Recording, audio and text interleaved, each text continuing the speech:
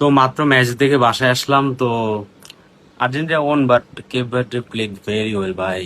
মানে বুঝি না ভাই, যেই সেফ দিছে আর কেপ ভার্ডের প্লেয়াররা যদিও অত অ্যাটাকিং খেলে নেই কেপ ভার্ডে, বাট যখনই সুযোগ পাইছে অ্যাটলিস্ট গোল দিছে। মানে দে প্লেড ওয়েল নতুন টিম হিসেবে। যাই হোক, ওই কথায় না আসি যে আমরা জিতছি। তো একটা জিনিস দেখা ভালো লাগছে, খারাপ লাগছে। কাহিনীটা হচ্ছে, আমরা জিতার পর সেলিব্রেট করতেছি, রাস্তায় নাচানাচি করছি একটু, মানে যাই সেলিব্রেট করতেছি। তো বাচ্চাগুলা এইচএসসি পরীক্ষা দিতে যাইতেছে। তো একে তো ওরা খেলা দেখতে পারে নাই, পড়াশোনা করছে, উপর দিয়ে সেলিব্রেশন দেখতেছে আমাদের, ওরা এক্সাম দিতে যাইতেছে ভাই। ও আমাদের সেলিব্রেশনের মাঝখান দিয়ে রাস্তা দিয়ে আবার ওদের বোর্ড পরীক্ষার মানে গার্ড সহ খাতা, পরে টিচার যা আছে মানে ওনারাও যাইতেছে।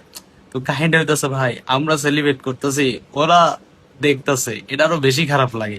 তো আমি, এটা একটু খারাপ লাগছে যে বেচারারা কিছু করতে পারতেছে না, আমরা সেলিব্রেট করতে ওরা চুপচাপ যাইতেছে, পরীক্ষা দিতেছে, মাথার টেনশন। এক তো খেলাও দেখতে পারেনি, ওদের সেলিব্রেটও করতে পারেনি, ওইটা আলাদা হিসাব।